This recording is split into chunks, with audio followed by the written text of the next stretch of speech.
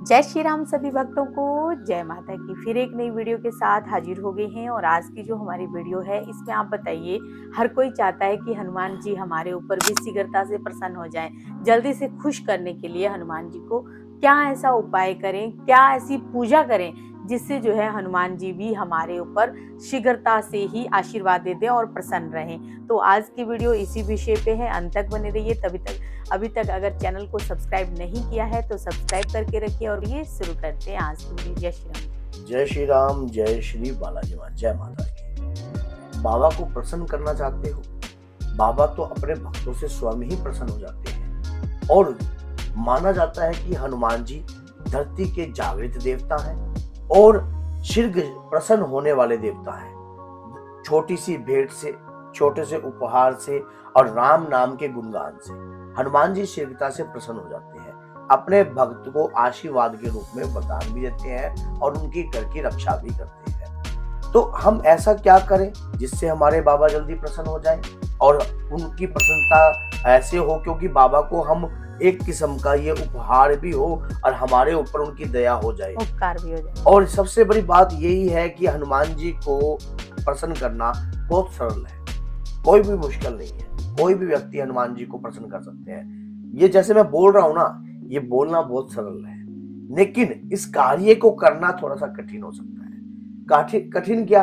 हनुमान जी को किसी भी प्रकार का कोई लोभ नहीं है, कोई लालच नहीं है, कोई उनका स्वाभिमान वो कोई रखते नहीं है, किसी प्रकार का घमंड नहीं है। बाबा को सरल व्यक्ति, जो व्यक्ति सरल है वो शीघ्रता से प्रसन्न कर लेता है। मैं आज आपको एक ऐसा मंत्र बताऊंगा जिस मंत्र से हनुमान दादा आप पे प्रसन्न हो जाएंगे और अपनी कृपा आपके ऊपर बरसाएंगे।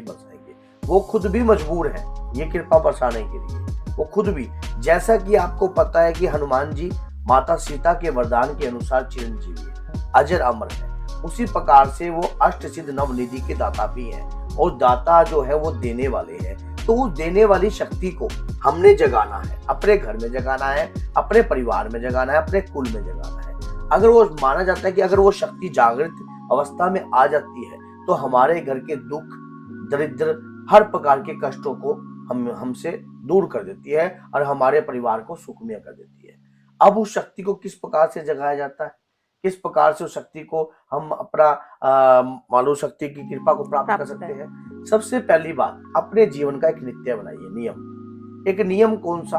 वो नियम जिससे हम बाबा को प्रसन्न करने के लिए कोई ऐसे कार्य करें, जैसे कि आपने 41 दिन का कोई पाठ उठा लिया, आप हनुमान चालीसा का पाठ कर रहे हो, 3 हनुमान चालीसा।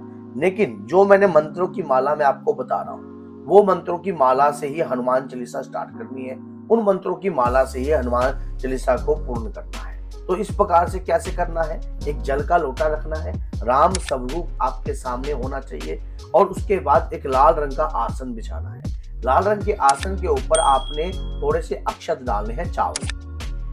भोग की प्रक्रिया आपके ऊपर है, आप जिस प्रकार का भाव से भोग लगाओगे। बाबा खाने के भूखे तो है नहीं, सिर्फ भाव के भूखे हैं। अगर आपका भाव होगा, देखिए कहते कि मैं हनुमान जी स्वयं कहते कि मैं तो दास हूं, लेकिन भक्तों ने भगवान बना दिया, मेरे इष्ट ने मुझे भगवान बना दिया।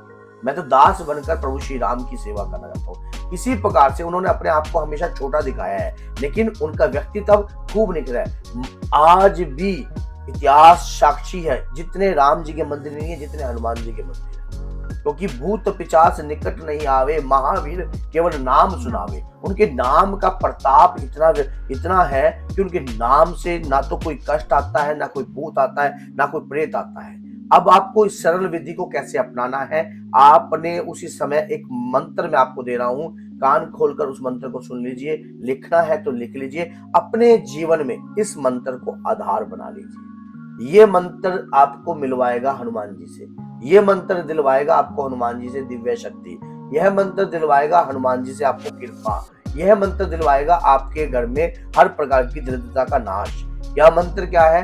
मंत्र है ओम राम राम श्री राम दूताय नमः। ये ऐसा एक दिव्य मंत्र है जो कि राम जी की कृपा से ही, हनुमान जी की कृपा से ही आपको प्राप्त हो रहा है, क्योंकि ये उन्हीं व्यक्तियों को प्राप्त है। मिलना होता तो शुरू में मिल जाता, और इसी वक्त ही क्यों मिल रहा? तो इसी प्रकार से अगर आपको जब भी आप वीडियो देख रहे हो, अगर ये मंत्र आपको मिल रहा है तो इस मंत्र को अपने जीवन का आधार बना लीजिए। अपने जीवन का आधार बनाकर, बेस बनाकर चलिए।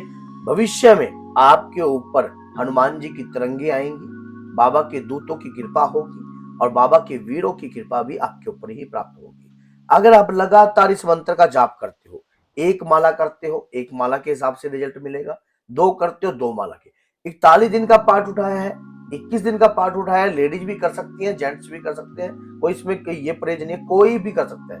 जो यह पढ़े हनुमान चालीसा, जो मिले कोई भी, चाहे कोई किसी भी धर्म का हो, किसी भी जाति का हो, किसी भी वर्ण का हो, वो कोई भी व्यक्ति जो है हनुमान चालीसा का दिव्य पाठ कर इस माला को आगे लगाना है आपने। जैसे कि 3 माला आपने कर लिए, ओम राम राम राम श्री राम दूताय नमः, ओम राम राम राम श्री राम दूताय नमः, ओम राम राम राम श्री राम दूताय नमः। इस प्रकार से 1 माला, 2 माला, 3 माला, 4 माला, 5 माला, ये आपके समर्थ के अनुसार है। जितनी माला आप करोगे उतनी ही कृपा आपको प्राप्त होगी। और उस जल के लोटे का क्या करना है? अब जब ये माला आप जपते हो, इस मंत्र का जाप करते हो लगातार, फिर हनुमान चालीसा का जाप कीजिए। हनुमान चालीसा का जाप करने के बाद आप जो भी संपुट लगाते हो, ये संपुट लगा सकते हो, सियावर राम जय जय राम, मेरे प्रभु राम जय जय राम, समझ करो कल्याण जय जय राम। फिर उसके बाद आप हनुमान चालीसा का पाठ कीजिए।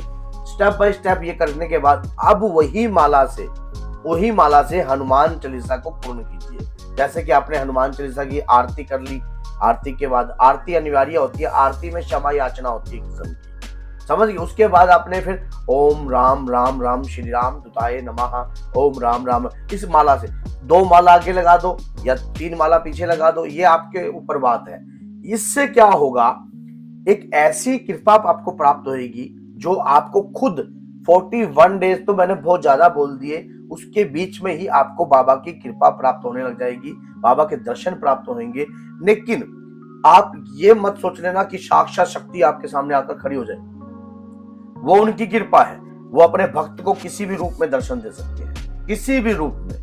एक छिपकली के रूप में भी दर्शन दे सकते हैं, एक वानर के रूप में भी दर्शन दे सकते हैं, और एक शेर के रूप में भी दर्शन दे सकते हैं। किसी भी रूप में अपने भक्त के भाव देखते हैं। एक बुजुर्ग के रूप में भी आकर आपकी परीक्षा ले सकते हैं।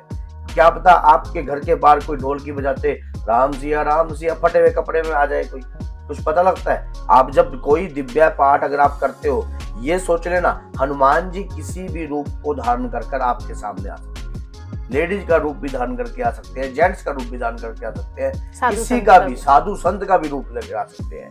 क्योंकि अगर आपको हमारे माध्यम से ये सुनने को मिल रहा है तो कोई और रूप भी धारण करके आ सकते हैं। तो सबसे बड़ी बात, जो भगत लगातार पूजा याचना तपस्याएं करता है भगवान की, तो भगवान उनकी मूल भाव रूप से उनकी तपस्या को पूर्ण करने के लिए और देखने आते हैं कि मेरे भक्त का समर्थ कितना है, कितनी वो भक्ति कर रहा है, कितना वो जो है भक्ति के अंदर उसकी शक्ति है और उसका विश्वास कितना है। तो इसी प्रकार से आप हनुमान जी की कृपा को प्राप्त कर सकते हो।